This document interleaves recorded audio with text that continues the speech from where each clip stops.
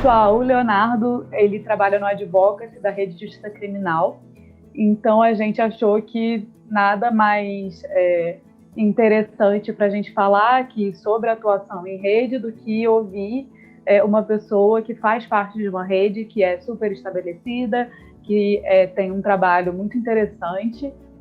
Então, acho que vai ser muito legal para todo mundo. E passo a palavra, então, para o Leonardo. Boa noite, pessoal. Boa noite, Carol. Obrigado pelo convite. Eu espero, chegar próximo aí da expectativa que o Zias lançou, energizou. Eu acho que o debate só fica completo mesmo, quando a gente começar aí a abrir para conhecer as reais necessidades de vocês nesse debate. Eu queria compartilhar uma apresentação, quando o Carol me chamou, e eu fiquei pensando, poxa, falar sobre redes, Eu não tinha ainda pensado sobre isso e nunca li nada do ponto de vista teórico de constituição de redes. Então, por isso que eu venho com esse slide da Rede de Justiça Criminal, porque eu achei por bem apresentar a rede, como que nós funcionamos e quais são os principais desafios que eu vejo, não só na rede, mas na constituição de outras redes, porque no nosso trabalho a gente também já criou, outras redes. Eu acho também que esse tema, essa é a minha segunda consideração inicial, esse tema ele é um antes da pandemia e outro depois, Porque eu acho que a constituição de redes, ela se tornou muito mais dinâmica, ficou a um clique, Quer dizer, a gente conhece as organizações, abre um grupo no WhatsApp e faz a reunião virtual. E aí está criada a rede, Um pouco isso. E aí, refletindo sobre isso, antes de vir para cá, eu fiquei pensando, mas será que os desafios mudaram? E aí eu vi que parece que não mudaram tanto, Porque vai depender das finalidades. Então, a rede ela foi criada em 2010, já é uma adolescente de 12 anos, e uma coalizão composta por 9 organizações da sociedade civil, são organizações de direitos humanos, que lutam contra o encarceramento em massa da população, e por um sistema de justiça que não viola direitos humanos. Então, essa é a nossa primeira identidade, Depois eu vou falar um pouco sobre isso. Então, nós temos essas 9 organizações, muitas aqui no eixo sul-sudeste, mas também temos organizações no nordeste, inclusive a atual organização que está sediando o projeto Rede é o GAJOP, de Recife, Pernambuco. A rede, ela também se relaciona com outras redes, então eu vou falar rapidamente aqui, mas depois eu vou retomar um pouco sobre isso, Então, a gente participa de frente parlamentar, que eu estou chamando aqui de rede, todos os espaços em que nós estamos conectados com outras organizações do campo. Então, tem essas 9 organizações, criadas desde 2010.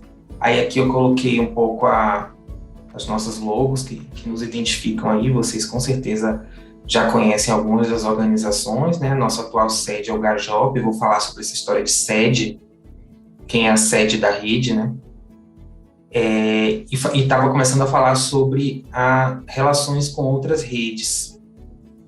Então, eu estou admitindo aqui uma pessoa, tá? Acho que me colocou como roxa, apareceu. Então, nós participamos de outras redes em articulação sobre temas que nós temos interesse. Então, a própria Rede de Justiça Criminal está lá. E quando a gente entra nessa rede, algumas organizações da própria rede também estão, não necessariamente todas. Depois eu vou falar especificamente dessa aqui, Articulação de Justiça Além do Cárcere. Já vou adiantar que nós impulsionamos na pandemia, não criamos exatamente, mas nós impulsionamos e funcionamos como um motor articulador, como secretaria executiva desse grupo aqui que se articulou no WhatsApp durante a pandemia e que conseguiu algumas coisas interessantes.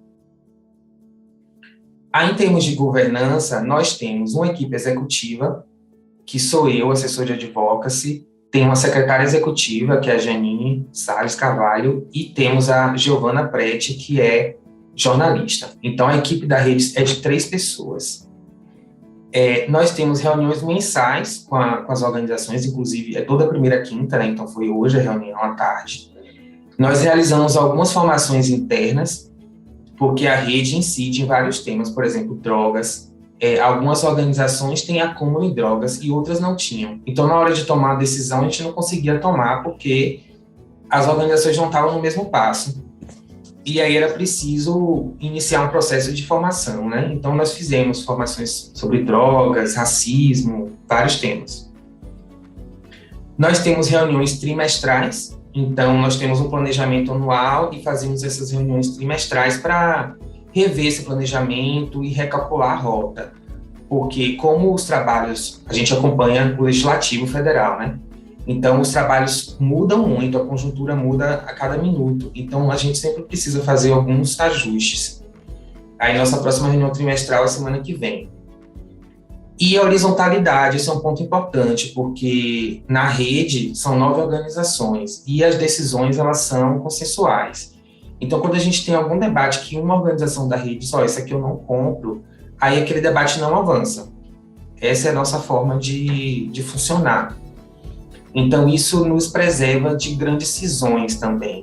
Não quer dizer que não tenhamos grandes debates, claro, temos debates. Mas quando alguém coloca, isso aqui não, esse tema a gente não trabalha ou não dessa forma, então simplesmente a rede, ela trabalha com os temas que são consensuais, né? Mas aí, apresentada a rede, eu queria voltar, no específico, eu queria voltar e falar mais do geral, né? Como e por que construir redes. Então, parece que as nossas organizações da sociedade civil, elas fazem muitas vezes um bom trabalho, só que esse trabalho está localizado. E quando você começa a discutir, a conversar com pessoas de outras organizações, a gente começa a ver as chances de potencializar as ações na medida que elas são feitas de forma unificada, né?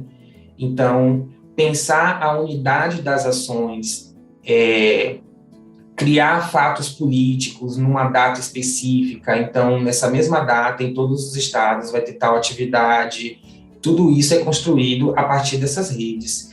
E, principalmente, nós podemos compartilhar experiências, então, dizer, olha, no meu estado, no meu município, nós fizemos de determinada forma, e dessa forma que vocês estão pensando, foi justamente o que a gente viu que dava errado.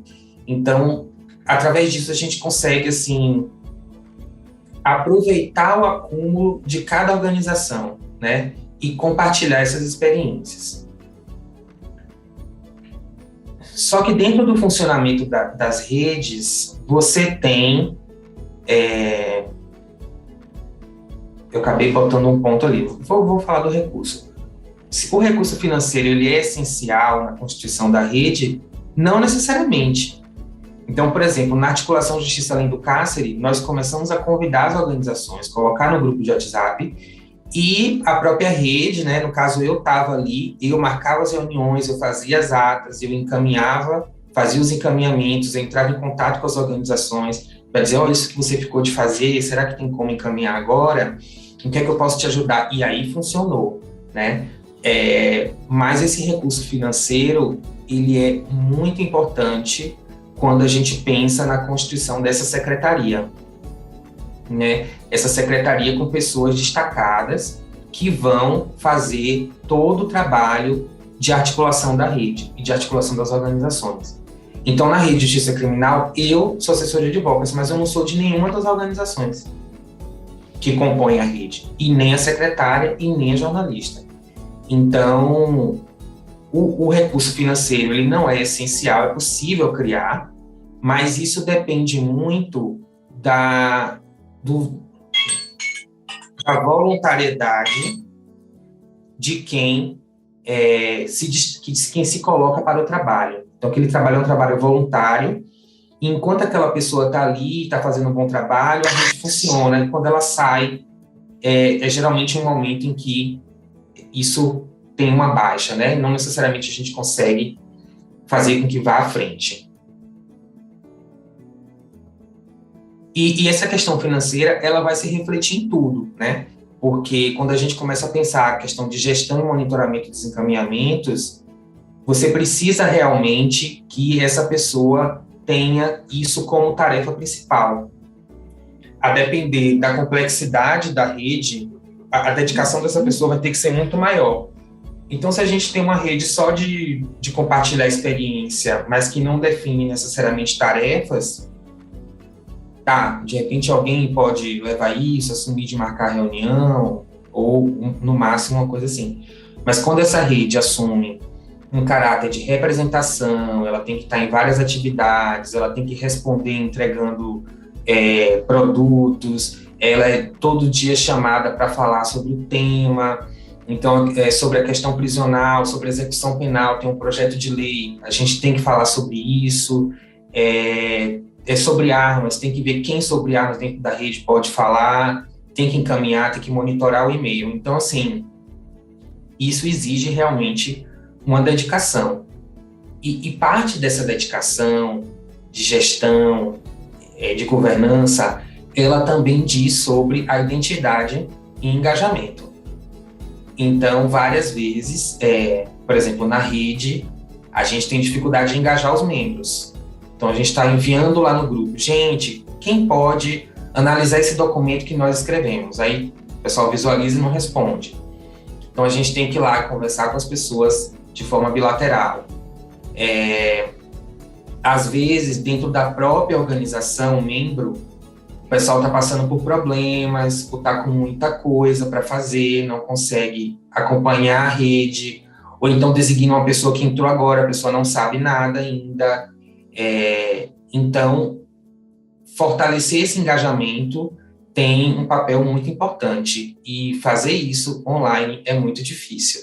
Então, na pandemia, por exemplo, nós tivemos muitas mudanças internas nas organizações e era muito difícil engajar online, fazer reunião online, fazer planejamento online. Como é que você engaja? Como é que você cria identidade entre as pessoas se essas pessoas não se conhecem mais, se mudou tanto a representação?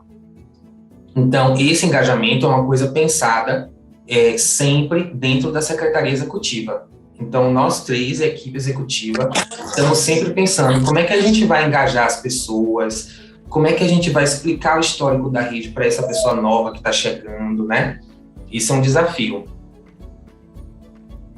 Manter o histórico da rede diante da rotatividade de representantes. Então, por exemplo, a Rede de Justiça Criminal tem 10 anos, e às vezes chega alguém e a pessoa não sabe, nossa, eu não sabia que vocês já tinham uma nota técnica sobre tal assunto, a gente está aqui se matando para escrever. A gente fala, nossa, mas a gente já está com isso pronto, a gente já atuou, já fez tal e tal coisa. Mas aquela pessoa não conhece, porque a pessoa que acompanhava a rede saiu e foi para outra organização. Então, a gente tem muito esse problema, e manter o histórico não é só o histórico das ações, é também pensar os princípios, né, da rede, as formas de funcionamento, tudo isso vem... essa secretaria executiva tem o papel de manter organizados os arquivos, né, de fazer com que a identidade ela prolongue para além da vida, inclusive, das próprias organizações. E um último ponto, assim, que eu quero compartilhar também da nossa experiência e que preciso saber de vocês como é isso internamente, se vocês também estão desafiados por isso, acredito que sim, é a questão da comunicação, porque na Rede de Justiça Criminal eu faço advocacy, né, então eu estou no Congresso, estou conversando com os parlamentares e tudo mais, mas a nossa ação é principalmente de comunicação.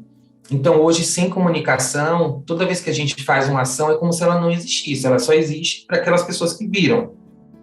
Para fora, é como se a Rede de Justiça Criminal não oferecesse algumas ações para a sociedade, né? E, às vezes, até alguns produtos mesmo, porque nós produzimos algumas pesquisas. Então, a gente trabalhou durante a pandemia para saber o que estava acontecendo intramuros. Então, assim, a questão da comunicação, ela é essencial. Numa rede, eu vejo que é muito importante. E quando a gente ainda está num nível de organização um pouco mais... que não tem tanto financiamento, por exemplo, a gente não consegue contratar. Na articulação Justiça Além do Cárcere, por exemplo, a comunicação da justiça não era a comunicadora da rede, né? Então a gente tinha que pedir para algumas pessoas que tinham jornalista contratado, que pudesse colaborar na formulação dos documentos, dos cards e na publicação das nossas ações.